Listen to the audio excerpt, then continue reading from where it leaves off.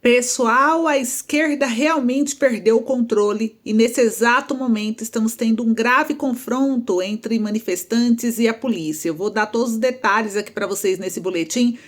Muitos patrimônios públicos estão sendo depredados, né, e pessoas feridas. E nesse vídeo também vamos falar sobre o presidente Lula, que está em Paris e mais uma vez cancelou compromissos devido a motivos de saúde. Quem é que acha que Lula abandona o cargo antes de 2026? Já deixa aí nos comentários e que eu quero saber sua opinião.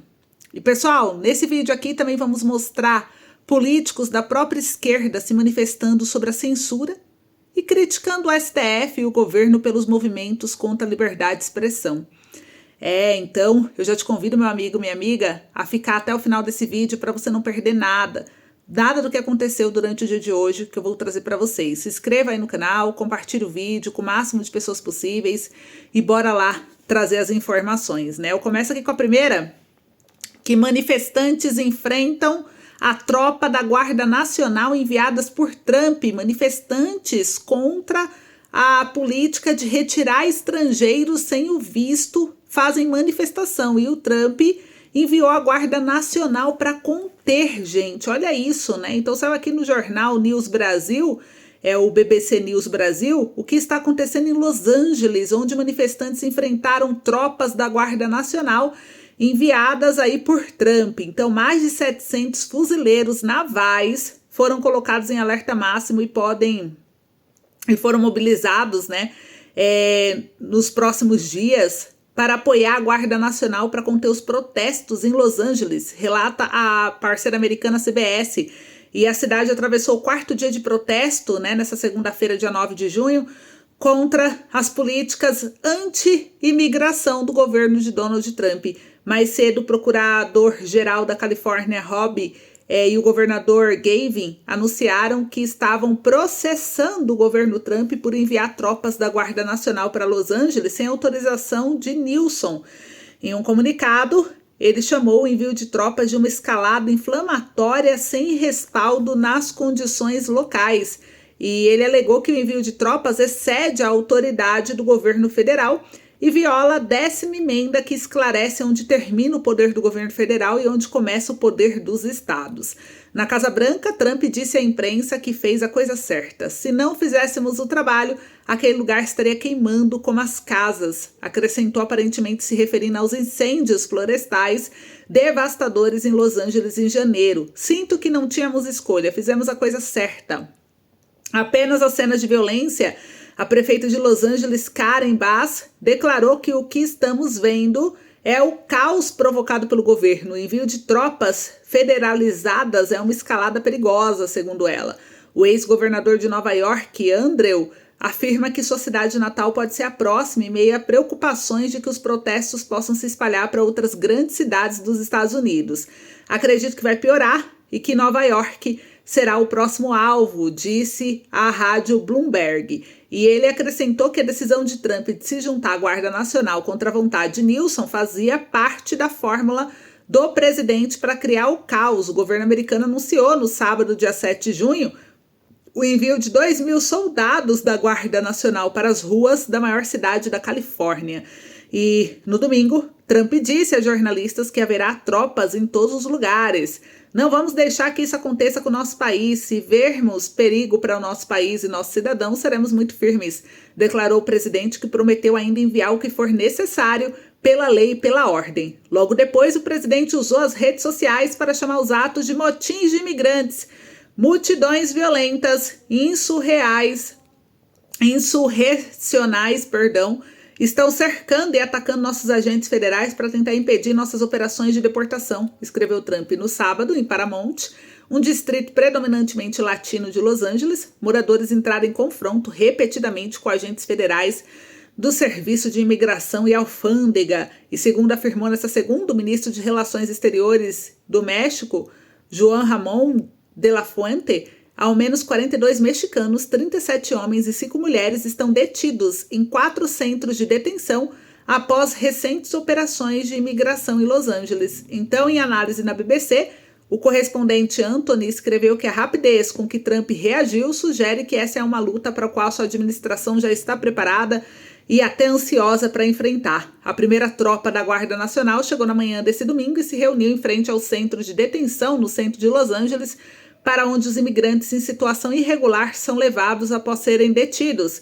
E a Guarda Nacional é uma força de reserva das Forças Armadas dos Estados Unidos que geralmente atua em nível estadual. E nesse caso, trata-se da Guarda Nacional da Califórnia.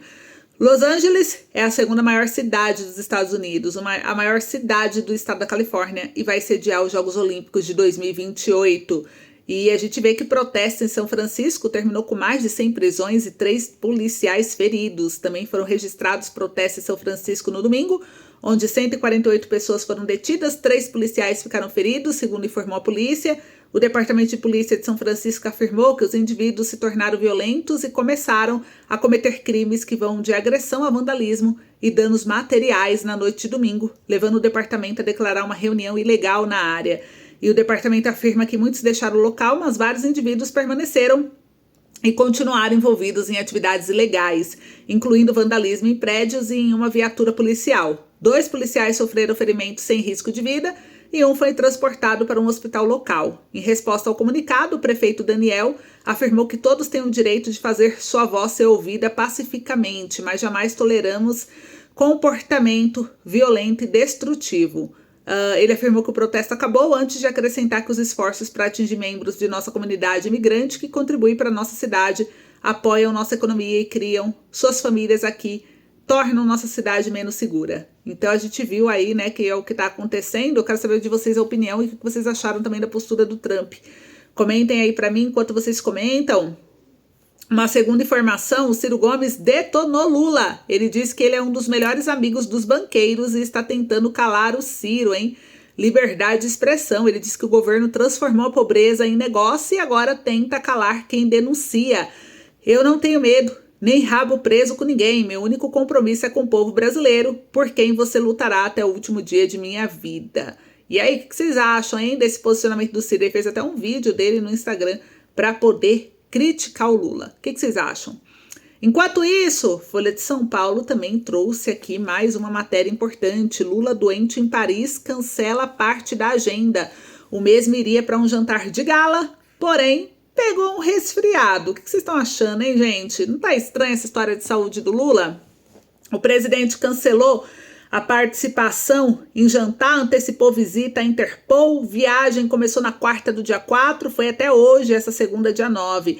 Então o presidente Luiz Inácio Lula da Silva cancelou a participação de um jantar de gala nesse domingo em Nice, né? Antecipou sua agenda de segunda também, embora não tenha sido informado oficialmente a razão, a Folha apurou que o motivo é um resfriado. O presidente tossiu durante um discurso em Monaco pela manhã.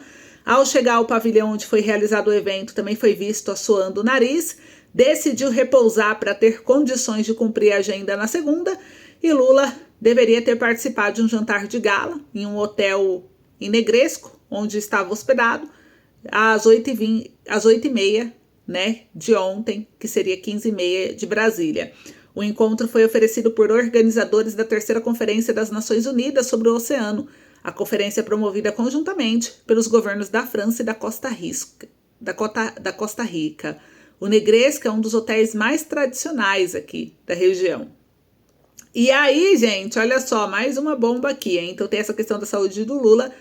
E a última notícia que saiu aqui que eu quero compartilhar com vocês também foi a respeito do governo que gastou 54 milhões de reais em uma rede anti-desinformação e não apresentou nada. E teve até enviado para Cuba, hein? Tá aqui, ó, saiu no jornal Estadão.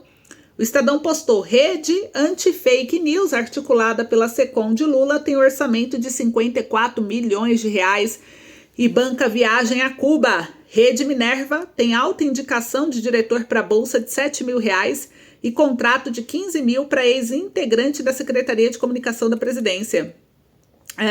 Isso é o que diz o projeto, que se estende até ano que vem, tá? E material será divulgado ao longo do tempo. SECOM diz não participar do projeto. Então, o Estadão denunciou aqui que no final de 2023, uma instituição de pesquisa ligada ao Ministério da Ciência, Tecnologia e Inovação deu início a um projeto que combate a desinformação, orçado em 54,1 milhões de reais. Um ano e meio depois, a Rede Minerva do Instituto Brasileiro de Informação em Ciência e Tecnologia já recebeu 10,5 milhões, mas não expõe publicamente quase nada do que produziu. E desde que a rede anti-fake news entrou em atividade, o diretor da mesma se auto-indicou para uma bolsa de R$7 mil mensais. Parece piada, mas não é não.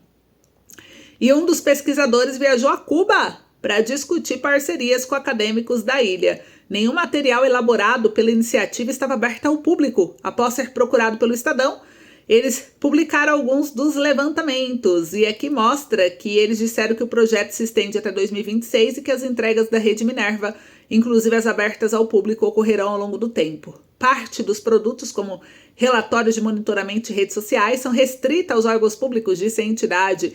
E eles também negaram que o diretor da entidade, Tiago Emanuel Nunes Braga, tenha se auto-indicado para a bolsa de pesquisa. Segundo a entidade, a indicação foi formalizada pela coordenadora substituta. Já a SECOM disse em nota que não participa da governança e não aporta recursos no conjunto de iniciativas que fazem parte da Rede Minerva. As redes sociais são um tema sensível para o governo Lula desde o início da gestão em 2023, segundo aqui o Estadão. E o assunto voltou a ser fonte de desgaste para o Planalto esse mês, após o vazamento de uma intervenção da primeira-dama Rosângela da Silva, a Janja, reclamando do TikTok num jantar com o presidente da China. Numa entrevista a jornalistas, Lula confirmou ter tratado do tema com o mandatário chinês e que ainda pediu ao líder de um país conhecido por censurar as redes de contribuição sobre como tratar do TikTok. Eu perguntei ao companheiro se era possível enviar para o Brasil uma pessoa de confiança para a gente discutir a questão digital, disse Lula. E o governo tenta, desde 2023, aprovar um projeto de lei para regulamentar a atuação nas redes sociais do país. Uma proposta sobre o assunto, que é o projeto de lei 2630 de 2020, chegou a ser aprovado no Senado, mas está parado na Câmara. E agora o governo prepara um novo projeto que inclui a possibilidade de bloquear as redes que sejam omissas sobre crimes cometidos no ambiente virtual. Pela proposta, uma autoridade ainda não designada atuará como reguladora das redes e essa autoridade poderá bloquear o serviço sem necessidade de ordem judicial, caso a plataforma não atue. Então, o projeto está sendo elaborado pelo Ministério da Justiça, embora não tenha partido diretamente do governo Lula. A Rede Minerva surgiu a partir de discussões que envolveram dirigentes da Secretaria de Comunicação, que é a SECOM, da Presidência da República. Então tá aí o caso pegando fogo, mais uma exposição do governo Lula, né? Eu quero saber o que vocês acharam. Esse foi o vídeo de hoje, um beijo, se cuidem, até o próximo boletim.